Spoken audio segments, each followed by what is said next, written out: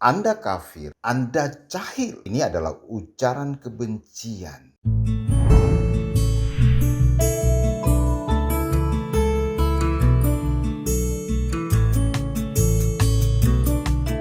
Anda kafir, Anda jahil. Ini adalah ujaran kebencian. Siapa bilang itu bukan ujaran kebencian yang dialamatkan kepada saya dan saudara? Ungkapan-ungkapan ujaran kebencian, Anda kafir, Anda jahil. Ini yang menjadi problem. Ujaran kebencian ini akan berakar di dalam hati jika kita mengungkapkan itu kepada orang yang mungkin tidak seiman dengan Anda. Ujaran kebencian ini menjadi problem sosial yang sungguh sulit. Saya katakan kepada Anda, simpan ini di dalam hatimu, jangan ucapkan kepada orang lain. Biarlah ini menjadi pergumulan Anda. Soal kafir, jahil, biarlah ini menjadi persoalan Anda, pergumulan Anda, menjadi private Anda. Jangan Anda bawa ke ranah publik. Siapa bilang ini bukan ujaran kebencian? Ini ujaran kebencian. Teman-temanku yang saya kasih, kadangkala ungkapan ini dia berlindung di dalam norma-norma agama. Sehingga norma agama bisa membenarkan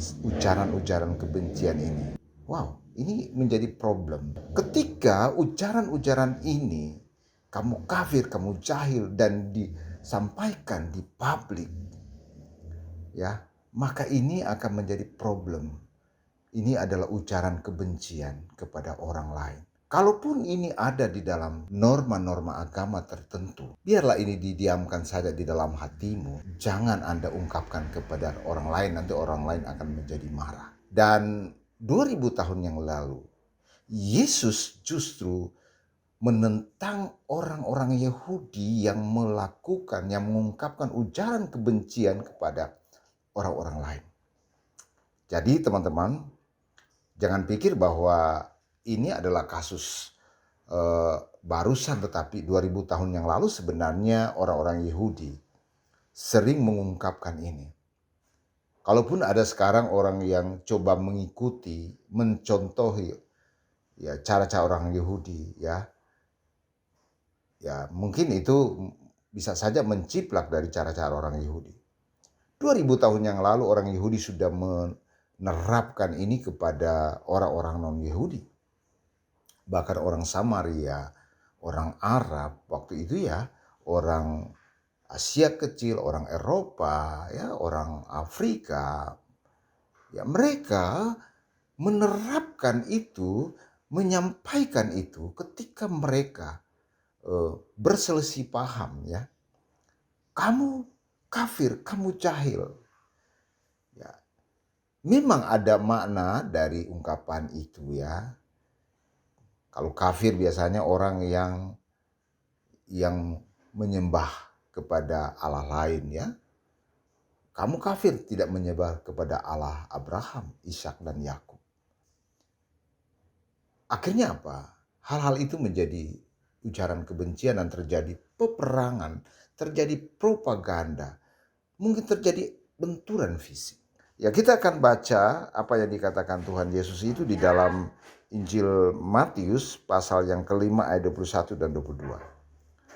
Jadi ternyata Tuhan Yesus sudah menyampaikan itu untuk melarang ujaran kebencian itu disampaikan kepada publik orang lain, ya. Biarlah itu masuk di ranah privat Anda. Dalam Injil Matius pasal yang kelima ayat 21 sampai 22, saya akan bacakan buat teman-teman. Kamu telah mendengar yang difirmankan kepada nenek moyang kita, jangan membunuh, siapa yang membunuh harus dihukum. Ini poin penting yang harus Anda dengarkan. Saya katakan buat Anda. Tetapi aku berkata kepadamu, setiap orang yang marah terhadap saudaranya harus dihukum. Siapa yang berkata kepada saudaranya kafir harus dihadapkan ke mahkamah agama. Dan siapa yang berkata jahil harus diserahkan ke dalam neraka yang menyala-nyala. Ini adalah perkataan Yesus yang betul-betul supaya jangan mengatakan itu. Jangan membuat hatimu itu menjadi hati yang jahat. Ketika Anda mengungkapkan kata kafir, Anda mestinya diadili di dalam pengadilan agama. Berarti Anda ada amarah yang meluap-luap sehingga orang lain bisa menjadi celaka atau terjadi benturan fisik. Dan ketika Anda katakan jahil, itu seperti Anda membunuh orang. Ya, ya seperti itu. Jadi saya tidak melarang, ya. Sekali lagi saya tidak melarang, mungkin ada di dalam kaidah agama tertentu yang ungkapan kafir dan jahil termasuk di dalam Taurat Musa. Ada di dalam Taurat Musa. Ya, kenapa dikatakan begitu? Yesus telah berkata, seperti yang dikatakan firman, ya, yang membunuh dihukum. Ya, kalau kita baca di Taurat pasti ada ketemu itu orang yang menyembah berhala, pasti di apa harus dibunuh dan lain sebagainya. Ya, ada kafir dan lain sebagainya, jahil.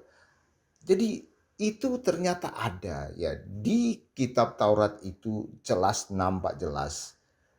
Hukum-hukumnya jelas mengarah kepada hal itu. Seperti kalimat kafir, kata jahil itu merupakan bagian daripada apa? 613 hukum-hukum Musa yang harus ditegakkan.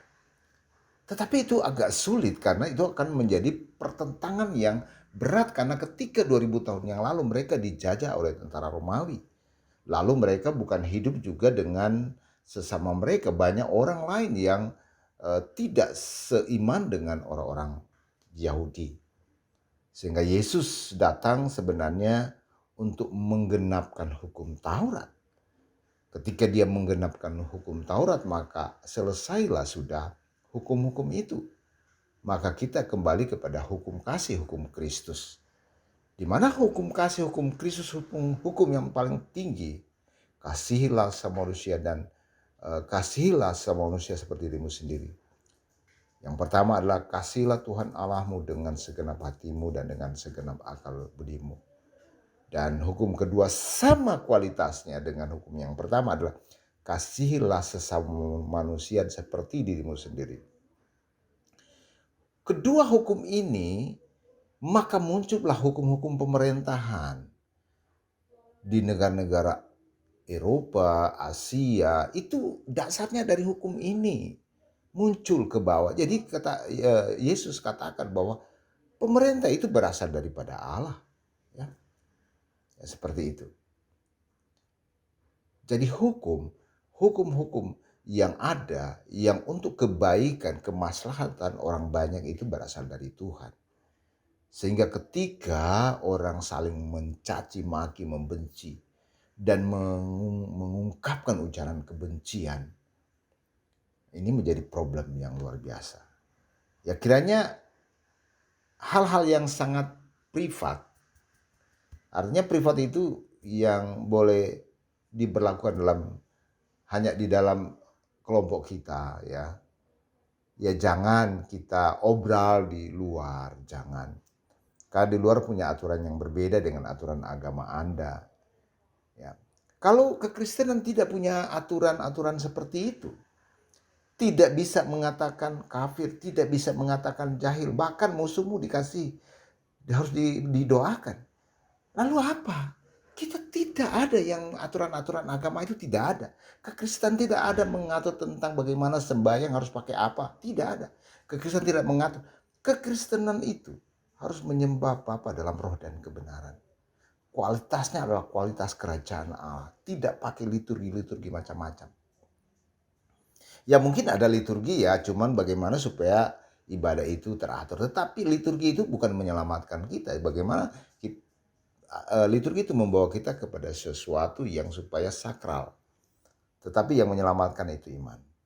Sekali lagi, Anda yang punya aturan-aturan agama yang mungkin sangat private ya, termasuk kafir, jahil, biarlah itu disimpan saja di hatimu dan jangan amarahmu itu dilampiaskan kepada orang yang tidak seiman. Kiranya damai dan sukacita daripada Kristus menyertai Anda. Amin.